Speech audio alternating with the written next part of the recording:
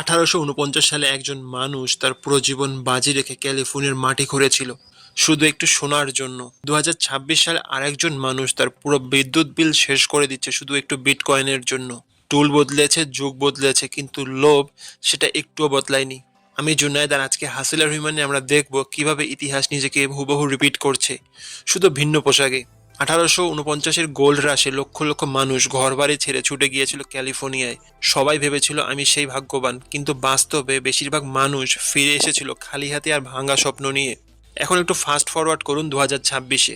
আজকে হাজার হাজার মানুষ এসিক মেশিন কিনতেছে, জিপিইউ সেট আপ করতেছে, আর বিদ্যুৎ বিলের দিকে না তাকিয়ে মাইন করে যাচ্ছে বিটকয়েন।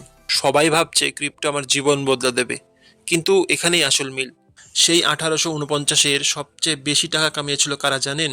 খনির শ্রমিকরা না, বরং যারা তাদের কাছে পিক, এক্স আর জিন্সের প্যান্ট বিক্রি করেছিল। লেভি স্টারুস মাটি না খুঁড়েই কোটিপতি হয়ে গিয়েছিলেন। আর আজকে সেম গেম। সবচেয়ে লাভবান হচ্ছে নাভিডিয়া, যারা জিপিইউ বানাচ্ছে, বিটমাইন যারা এসিক মেশিন বেচতেছে, আর ইলেকট্রিসিটি কোম্পানি যারা চুপচাপ বসে শুধু টাকা গুনছে।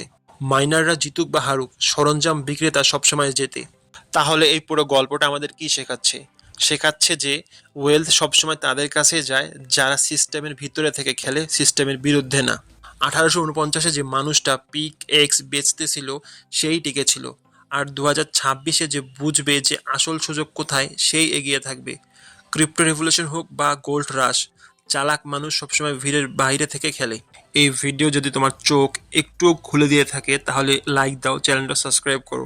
কারণ হাসিল আর হিউম্যানে আমরা শুধু কন্টেন্ট দেখি না, আমরা প্যাটার্ন বুঝতে শিখি বা চিনতে শিখি। পরের ভিডিওতে দেখা হচ্ছে।